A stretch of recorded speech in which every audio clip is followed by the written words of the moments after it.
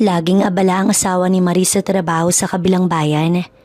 Malimit, lingguhan itong umuwi dahil pumapasada ito ng truck kung saan tracking ang trabaho ng kanyang asawa.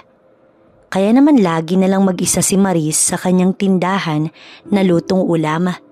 Ngunit isang araw, mababago ang pagiging ulirang asawa ni Maris nang bumili sa kanya ang matipunong si Badong. Masasabi ni Maris na si Badong ang tipo ng lalaking tigasin at palaaway. Ngunit tila kapag bumibili ito sa kanya ng tinda niyang ulam ay tila napakabait nito, kaya naman mapupukaw ang puso ni Maris. At doon, sinamantala ni Badong ang kagustuhan at pangungulila ni Maris. At hindi niya tinigilan si Maris hanggang sa hanap-hanapin siya nito. Maagang nagising si Maris upang magtungo ng palengke upang mamili ng mga rekado sa kanyang munting karinderya sa San Antonio. Hindi naman kalakihan ang kinikita ni Maris sa pagtitinda, ngunit patuloy siyang nagsusumikap upang mapanatili ang kanyang munting negosyo. Sa bawat hakbang niya sa masikip at maingay na palengke, dala niya ang listahan ng mga rekadong kailangan. Maagang umalis ang kanyang asawang si Pido, ngunit hindi naman niya iyon batid dahil abala rin ito sa tracking na trabaho. Masipag ang asawa ni Maris at masasabi niyang masaya ang pagsasama nilang dalawa. Tila ba kontento na siya sa kung anong meron sa kanila. 150 ganda, ang tindero ng gulay. Agad naman na kinuha ni Maris ang kanyang wallet at humugot siya ng 150 pesos. Ito po. Pagkaabot ng pera, agad namang inabot ng tindera ang plastik ng sariwang gulay. Salamat ganda, balik ka ulit bukas. Bati nito kay Maris na abala nang ilagay sa kanyang bayong ang mga pinamili. Habang naglalakad si Maris muli papunta sa susunod pang tindahan para bumili ng karne, ay may narinig siyang pabulong na usapan mula sa dalawang tindera sa gilid. Hindi niya ito pinansin sa una. Ngunit nang marinig niya ang pangalan ng kanyang karinderya, bahagya siyang natigilan. Si Maris kahit wala si Pido parang hindi nalulungkot no? Sabi ng matandang tindera na kapitbahay lamang ni Maris sabay tawa. Ganun po siguro talaga kapag may tiwala sa isa't isa. Sagot ni Maris at ngumiti. Matapos iyon, nagpatuloy siyang naglakad at namili. Narinig pa niya ang mahinang tsismisan, ngunit hindi na iyon pinansin pa ni Maris at tuluyang naglakad. Habang bitbit ang bayong na puno ng pinamili, pilit na isinantabi ni Maris ang mga narinig niyang usapan. Alam niya sa sarili niyang wala siyang ginagawang masama at kung may nagtatanong man o ng huhusga, wala siyang panahon para patulan. At nang pagka-uwi naman sa kanyang karinderya, agad niyang inihanda ang mga sangkap at sinimulan ng pagluluto.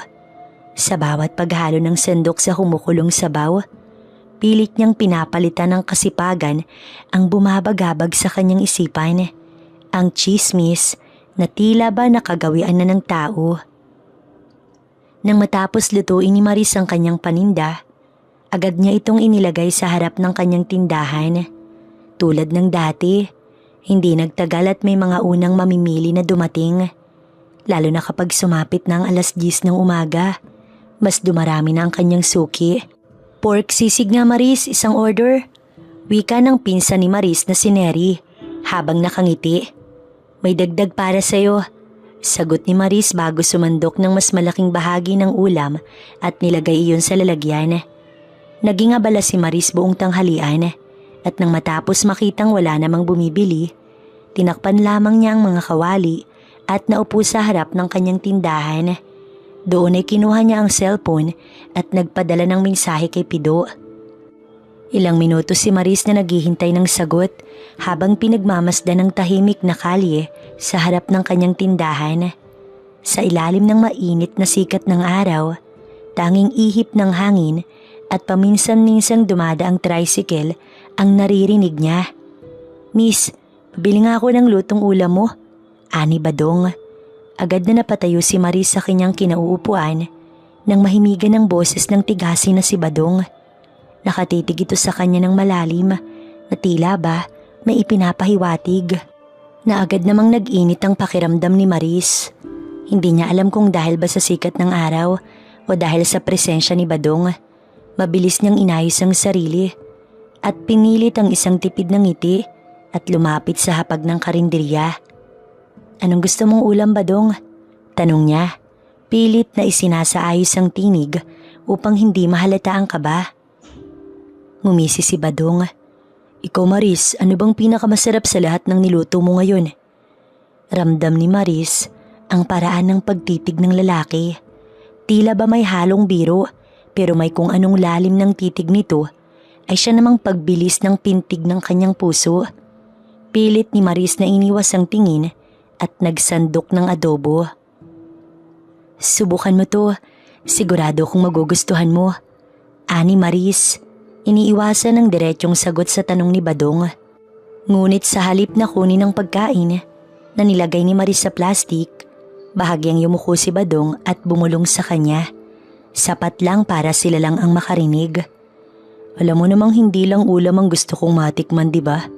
Nabitiwan ni Maris ang plastic. Nanginginig ang kanyang kamay habang mabilis na dinampot ito muli. Hindi makatingin kay Badong. "Badong, wag kang ganyan." Mahina, ngunit matigas ang tono ni Maris. Tila ba kahit na natutokso siya, hindi siya nagpatalo. Ngunit hindi natinag si Badong. "Bakit, Maris, natatakot ka o natutokso?" "Mahal ko ang asawa ko." Utal na wika ni Maris na hindi niya alam kung sigurado pa siya sa sariling sagot. Dahan-dahang umisi si Badong at bahagya pang lumapit.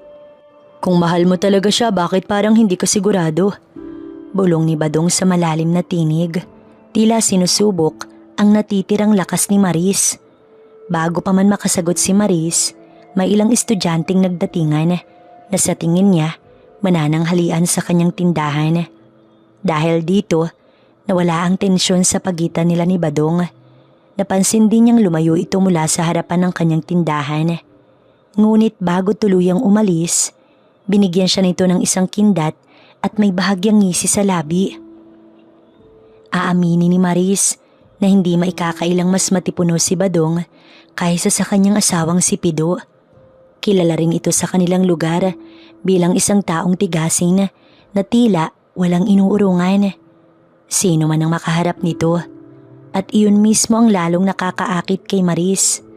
Lalo na't hindi maitatangging may kagwapuhan si Badong, isang bagay na wala sa kanyang asawa. Hindi naman ni Maris kinukumpara ang kanyang payat na kabiyak, ngunit ang katotohanang matikas at makisig si Badong ay isang bagay na hindi niya maipagkakaila. Lumipas ang oras at sumapit na ang pagdilim. Katulad ng inaasahan ni Maris, hindi nga nakauwi si Pido sa kabila ng pangako nitong babalik kapag napadaan ang truck sa San Antonio. Kaya naman nagpasya na lamang siyang ipasok ang mga kawaling wala ng laman sa kanyang karinderya. Bagamat bigo sa hindi pag-uwi ng asawa, inabala na lamang ni Maris ang sarili sa paghahakot ng mga gamit. Habang inaayos ni Maris ang kanyang mga gamit, hindi niya maiwasang mapabuntong hininga. Sanay naman siya sa hindi pagtupad ni Pido sa pangakong pag-uwi, ngunit hindi pa rin niya mapigilang makaramdam ng lungkot at pangungulila. Matapos maisaayos ang lahat, naupo siya sa isang upuan sa harap ng kanyang tindahan. Tahimik ang paligid. Maririnig lang ang huni ng kuliglig at ang paminsan-minsang alingaw-ngaw ng dumadaang sasakyan. Muli niyang kinuha ang kanyang cellphone at nagtipa ng mensahe muli kay Pido. At matapos ipadala ang mensahe, hinintay niya ang sagot. Ngunit makalipas ang ilang minuto ay wala pa rin. Napailing si Maris at napasandal sa kanyang upuan. Ganitong-ganito lagi ang nangyayari. Maghihintay siya. Ngunit palaging may dahilan si Pido kung bakit hindi siya makakauwi. "Sigurado ka bang siya pa rin ang hinihintay mo?" tanong ni Badong, nakakarating lang. "Badong?" Mahinang sambit ni Maris. Pilit na pinapakalma ang sarili. "Anong ginagawa mo rito?" "Napadaan lang," sagot ni Badong. Hindi inaalis ang titig kay Maris. "At nakita kitang nag-iisa." Napalunok si Maris at nag-iwas ng tingin. Umalis ka na, Badong. Mahina niyang sabi. Hindi natinag si Badong. Sa halip na makinig, diretso itong pumasok sa loob ng kusina at isinara ang harapan ng tindahan. Dahilan iyon upang wala nang makakita sa kanilang dalawa sa loob. Tila lahat ng salitang naisa ng bigkasin ni Maris ay tila naglaho nang lumuhod si Badong sa kanyang harapan. Samantala si Maris naman na natiling nakaupo, naninigas sa kinauupuan niya. Tila ba nahipnotismo si Maris nang hinaplos ni Badong ang kanyang pisngi. Sa isang iglap, naglaho ang lahat ng pagtutol ni Maris ng isang halik. Parang nilunod siya ng init at pangungulila at nang matagal ng kakulangang hindi niya kayang bigkasin. Ramdam niya ang init ni Badong, ang marahang paghawak nito sa kanyang pisngi at sa mga sandaling yun, nakalimutan niya ang lahat. Muling humalik si Badong ngunit bumaba ang halik nito at hinaplos ang kanyang bewang. Samantala si Maris naman ay halos mapapikit at dinama ang labi ni Badong. Sabik na sabik ako sa iyo, Maris. Wika ni Badong. Kaya ng mga sandaling yun, tuluyan na ngang binalot ng matinding init at pangungulila si Maris. Hindi na niya iniisip ang maaaring mangyari pagkatapos. Hindi niya na naalala si Pido at ang kanyang mga pangako at ang mga taong maaaring makaalam ng sekreto nila ni Badong. Sa gabing yun, sa loob ng maliit niyang tindahan, isinuko ni Maris ang sarili kay Badong. Sa bawat halik at haplos, unti-unting nawala ang alinlangan ni Maris. Napalitan iyon ng matinding pagnanasa at paglimot. At sa sandali ring yun, hindi na siya ang ulirang asawa ni Pido. Hindi siya ang tindera ng lutong ulam sa San Antonio. Isa siyang babaeng matagal ng uhaw sa pagmamahal at atensyon. At siyempre, sa bagay na iyon, hindi malaman ni Maris ang gagawin nang damhin ni Badong ang bagay na iyon sa kanya. Hindi na siya makapagsalita pa. Pigil na pigil niya ang kanyang sarili na makagawa ng ingay ng mga sandaling yun. Para na siyang baliw at ilang sandali lamang, tagumpay niyang narating ang dulo. Dahan-dahang lumapit si Badong sa kanya at hinaplos ang pisngi ni Maris. Binigyan ito ng isang matagal na halik sa noo. Tandaan mo, Maris, bulong ni Badong habang hinahaplos ang buhok ng magandang si Maris. Ako lang ang makakapuno sa'yo. Napapikit si Maris at napahinga ng malalim. Alam niyang mali, alam niyang isang kasalanan ang ginagawa niya. Pero hindi niya magawang makainik dahil sa totoo lamang ay nagustuhan niya ang sandaling yun at hindi hamak galing ni Badong kaysa kay Pido. Umalis si Badong sa tindahan na para bang walang nangyari sa pagitan nila ni Maris, habang si Maris naman muling pinulot ang sarili at inayos muli ang mga kaldero at iba pa. Habang ang bagay na iyon sa kanya ay tila ba lumuluha dahil sa galak na ginawa ni Pido. Nang umuwi, agad na dumiretso si Maris sa banyo at naligo. Pumikit siya ng mariin nang maalala si Badong. At habang bumabagsak ang malamig na tubig mula sa kanya, nakaramdam si Maris ng pinaghalong hiya at pananabik sa katawan niya. Pinilit niyang alisin sa isipan niya ang halik ni Badong, ngunit mas lalo lang itong nagiging malinaw kay Maris. Napakapit siya sa tiles ng banyo at huminga ng malalim at pilit pinalis ang kilabot na muling bumalot sa kanya. Malito, bulong ni Maris sa sarili. Pero kahit anong gawin niya, hindi niya kayang itanggi dahil mismong hinahanap-hanap niya na iyon. Napagtanto ni Maris ang isang matinding kasalanan, pero kasabay nun ay isang masakit na katotohanan. Hindi siya nagsisisi. Sa halip na pagsisihan ng nangyari, mas lalo si Maris na iintriga kung kailan niya muling makakasama si Badong. Nang matapos maligo, saktong tumawag si Pido. Nagbihis muna si Maris at sinagot ang tawag. Kumain ka na ba, mahal? Tanong ni Pido, bakas ang pagod sa boses. Oo, kakatapos lang. Ikaw, kumain ka na ba? Oo, makakauwi ako ngayong gabi. Ani Pido. Talaga? Sagot naman ni Maris na medyo nabigla. Hindi ka ba masaya? Siyempre masaya ako, mabuti nga't makakauwi ka. Hilaw na wika ni Maris. Napahawak si Maris sa kanyang dibdib, ramdam ang kaba at pagkagulo ng kanyang isipan. Hindi niya inaasahan na makakauwi si Pido ngayong gabi. Akala niya magkakaroon pa siya ng ilang araw bago niya muling harapin ang kanyang asawa. Gabi na ako makakarating, mahal. Mga bandang 10:00 siguro. Dagdag ni Pido. Ramdam pa rin ang pananabik sa tinig nito. Miss na kita. Napakagat labi si Maris. Kung dati ay matutuwa siya sa ganitong balita, ngayon ay may kung anong takot at kaba ang bumalot sa kanya. Ako rin, mahal. Sagot ni Maris. Pilit pinapalakas ang kanyang loob. At katulad nga ng inaasahan, ay umuwi ng 10:00 si Pido. Naligo muna ito bago tumabi sa kanya. At doon habang nakahiga, ay ramdam ni Maris ang paghaplos ng kanyang asawa sa kanya. At paghalik nito sa kanyang braso na napakalambing. Sabik na sabik ako sa iyo, mahal ko. Bulong ni Pido. Napapikit si Maris at pilit pinapakalma ang sarili. Ramdam niya ang mainit na palad ni Pido. Ang banayad, ngunit sabik nitong halik sa kanya. Pero dapat ay ito ang pinananabikan niya. Dapat ay ito ang nagpapabilis ng tibok ng kanyang puso. Pero bakit parang wala siyang maramdaman? Sa halip na pananabik, matabang na pakiramdam ang bumalot kay Maris. Sa halip na init, biglang bumalik sa kanyang isipan ang mas matatapang at mas mapusok na halik ni Badong. Ang paraan ng paghawak nito sa kanya. Mahal kita, Maris. Bulong ni Pido habang hinahaplos ang kanyang pisngi. Napakagatlabi si Maris. Alam niyang mali ang nasa isip niya ngayon, pero hindi niya kayang pigilan ang sarili. Ibang kamay, ibang halik, ibang pangalan ang nasa isip niya. Pumikit si Maris ng mariin at hinayaan si Pido na iparamdam ang pagmamahal nito sa kanya. Pero sa bawat galaw ng kanyang asawa, lalong lumalalim ang pag-iisip niya kay Badong at lalong naging isang malinaw ang isang bagay. Isang bagay na si Badong lamang ang makakapagparamdam sa kanya ng kakaibang pakiramdam.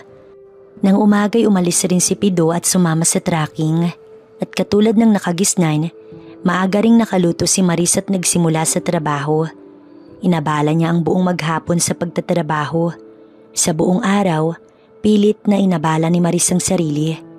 Kada sandok ng ulam, kada abot ng sukli, kada harap sa mga customer, ay ginagawa niya ang lahat para hindi na mag-isip ng kung ano-ano. Pero kahit anong gawin niya, sa tuwing may lalaking bibili ng pagkain, parang hinahanap ng kanyang katawan ang presensya ni Badong, na sa tuwing may tatawag sa kanya, umaasa siyang si Badong yun. At hindi nga nagkamali si Maris. Habang abala sa pagsasaayos ng tindahan bago maghapunan, biglang may dumungaw sa harapan ng kanyang karinderya na pasarado na. Walang iba kundi si Badong. Mukhang pagod ka, Maris, ah. Ani Badong na may pilyong ngiti sa labi. Baka kailangan mong may magmasahe sa'yo. Napalunok ng mariin si Maris. Ramdam niya ang pag-iinit ng kanyang pisngi at ang kilabot na dumaan sa kanyang balat. Alam ni Maris na delikado siya, pero ang mas nakakatakot, alam niyang hindi siya tatanggi. Tumulong si Badong sa pagpapasok ng naubos na tinda ni Maris at katulad ng ginawa nito, isinarado ni Badong ang tindahan ni Maris at pumasok sa loob. Hindi pa man nakakapagsalita si Maris, agad na siyang sinunggaban ng isang mapusok na halik ni Badong na siya namang tinugunan niya. At ng mga sandaling yun, muli na namang naganap ang isang lihim na kasalanan. Sa bawat halik, lalong lumalalim ang relasyon nila ni Badong. Isang relasyong alam niyang mali pero hindi ni Maris kayang pigilan. Sa loob ng tindahan ni Maris, hindi siyang asawa ni Pido. Sa loob ng tindahan niya, siya ay si Maris, isang babaeng nagpadala sa tukso. Isang babaeng hinahanap-hanap ang init na hindi niya natagpuan sa kanyang asawa. At ng mga sandaling yun, sa ibabaw ng lamesa na ganap, ang kanilang kasalanang hindi na kayang pigilan. Kamuntika na nga itong masira dahil sa ginagawa nila. Wala silang pakailam na mga sandaling yun, kundi ang sayang nararamdaman nila. Sa loob mismo ng tindahan ni Maris, tila binahira nila ng kasalanan ng bawat sulok. At sa bawat minutong lumilipas, Paulit-ulit nilang pinagsaluhan ng bawal na pag-ibig sa tahimik at madilim na karinderya ni Maris. At doon na tuluyan ng nilimot ni Maris si Pido. At muli ay sa isang desisyon, alam ni Maris na mali, pero pinili niyang sumama kay Badong at iniwan niya ang kanyang kawawang asawa. Nilisan ng lugar na minsang naging tahanan niya. Magkasama si Maris at Badong na lumayo at nagtungo sa isang baryo na malayo sa mga tsismis at usap-usapan. At sa kabila ng kasalanang iniwan nila sa nakaraan, namuhay sina Maris at Badong ng masaya at tinatamasang matamis na kalayhaang pinili nila para sa isa't isa.